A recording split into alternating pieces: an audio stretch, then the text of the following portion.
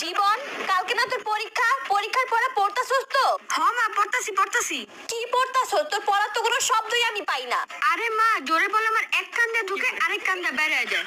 আচ্ছা, আমি আর ডিস্টার্ব করবো না, তুই মনোযোগ দিয়া পড়। হই গেছে নাকি? আল্লাহ বাঁচছি।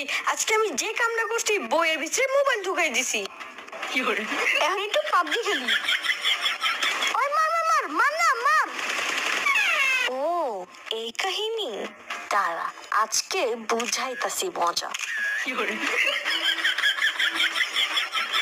ও, পড়ালেখা তো খুব ভালোই চলতেছে, তাই না? না মা, না, আমি পড়তেছিলাম। পড়তাছিলি? আজকে তোর বাপ এলো, তুই যে কি করতেছিলি আমি না তুলে মা, রেখে দিছি। please, মজা please, বুঝাবো, না। দাঁড়া। আল্লাহ, কি করি? আইডিয়া।